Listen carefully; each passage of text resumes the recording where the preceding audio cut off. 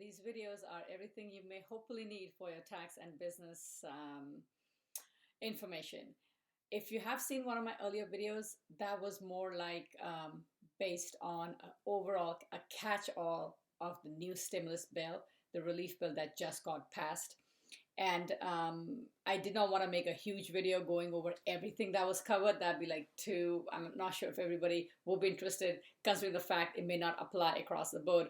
So that one, if you want to know what exactly is covered on an overall basis, like an umbrella outlook of it, look to the details, please go see that video. I'll have the link as well in the section below. That being said, this one only focuses on the stimulus check and the unemployment. So we will start with just that. Before I begin, let me tell you that both Democrat and Republican Chuck Schumer and Mitch McConnell did say, and they did agree, that more needs to be done. So hopefully more shall be done. This one, as I'm sure a lot of are already aware, is $600 per adult and $600 for each dependent under the age of 17. Adult dependents and college-going students or 17 or over did get a DIS again. I'm not sure what the reasoning there is, but it is what it is at this point. And so basically, if we are looking at a married filing joint couple with 2 kids under 17, you should be expecting $2,400 as your stimulus payment.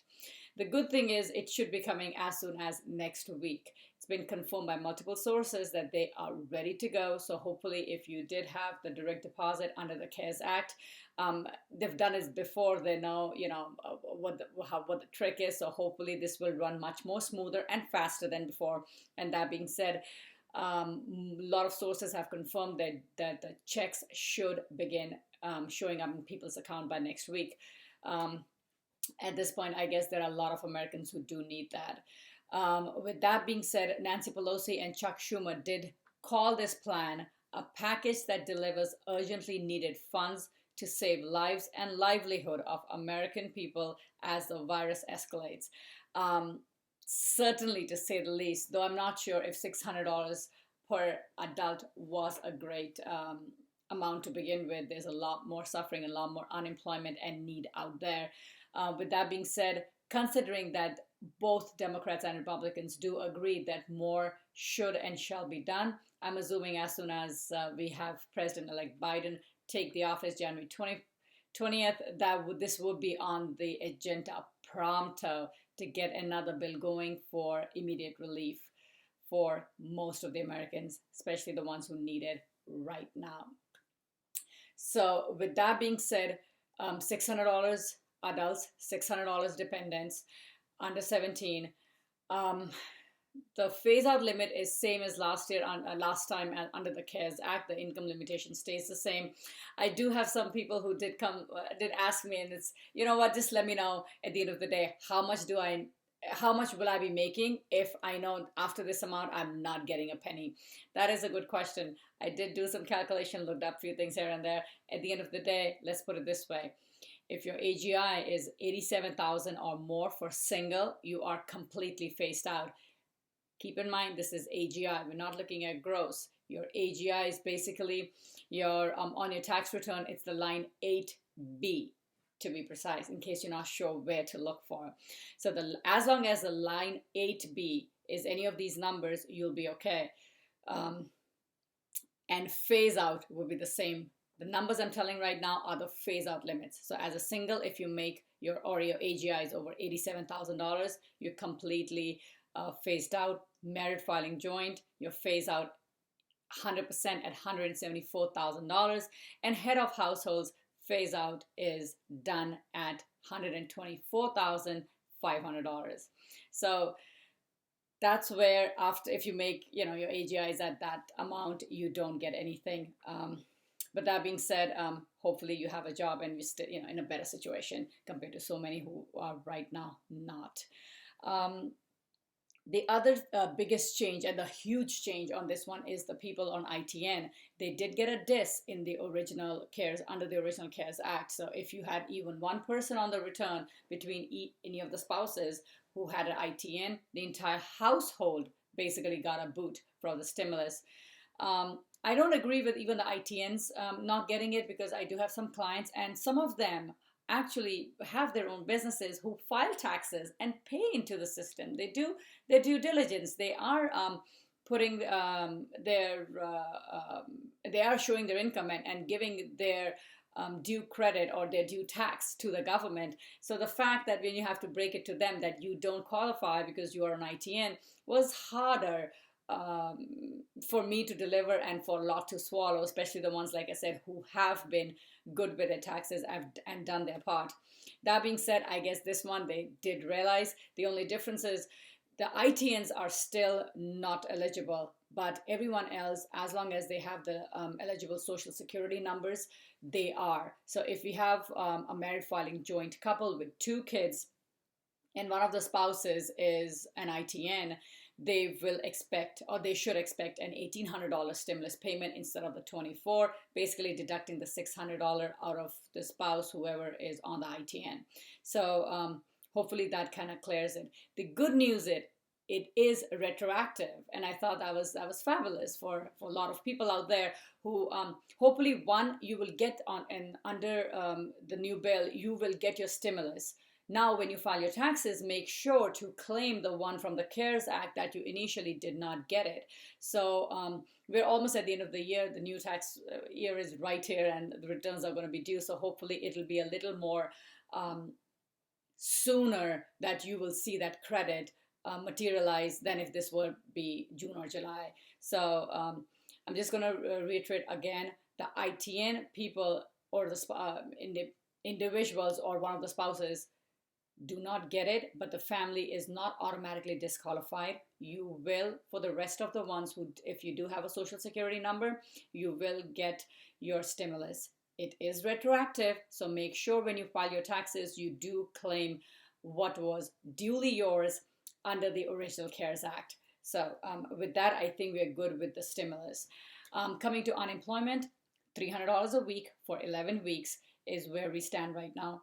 Either, and it's for both of them, whether you were a W-2 person who went on unemployment, or you are a gig worker, sole proprietor, LLC, S Corp, who, let's say you originally didn't, historically did not qualify, but now you did, you also get the 11 weeks.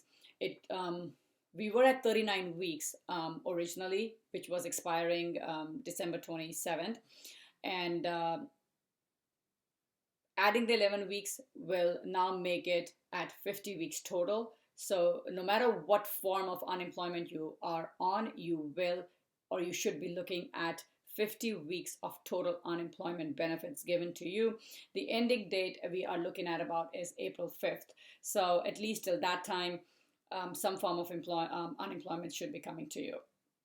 One of the other interesting things that happened was for the mixed sex sector people, I was actually kind of surprised that even made it and passed the bill, just because sometimes the people who are making these bills, the congressmen and the senators, I don't think they are in check with the ground reality. So the fact that someone brought it up, made it to the bill, and then pass it is definitely amazing. And I'll tell you what I'm talking about is, there are a lot of people out there, especially a bunch of millennials, who do have a 9-to-5 job or whatever that they have, but they're on W-2.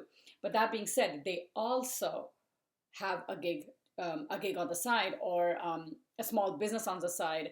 We're talking about your Uber drivers. We're talking about Instacart people, your Etsy sellers on the side, any of those Sensi,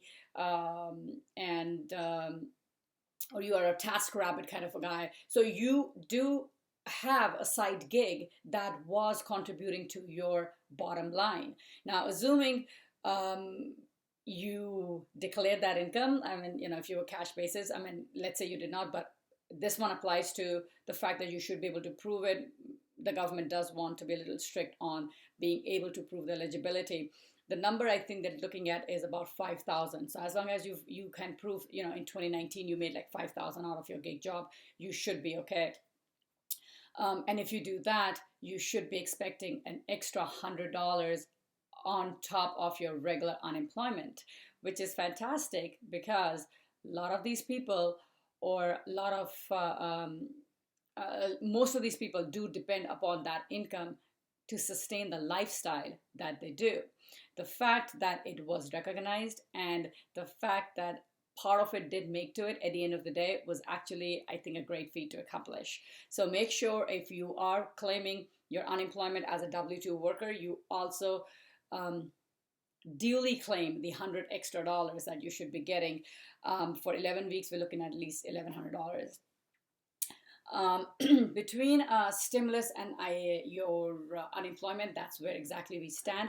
I do have to kind of put my 2 cents into the idea that whoever is getting unemployment, unlike stimulus, which is a non-taxable, it's a credit, so it doesn't add to your taxable income. Unemployment is federally taxable. On the state, it depends upon what state you're in. California does not, but at the end of the day, it will add to your tax return. Some people do deduct or have been deducting taxes out of their unemployment. Usually it's 10%. Now, you may be a little better off doing that compared to none at all, but keep in mind when you do your taxes, at the end of the day, your tax bracket sits on your overall income. So you may be getting unemployment, you may be deducting the 10% and you think you're covered. But if your employer, if your spouse has an employer or he's working and he's making decent money or she's making decent money, at the end of the day, this unemployment is going to be on top of it, just like a W-2. You could jump a tax bracket, and all of a sudden the 10% that you were thinking would be enough to cover you is not going to be, because you jumped tax bracket considering the rest of the income when it all comes through.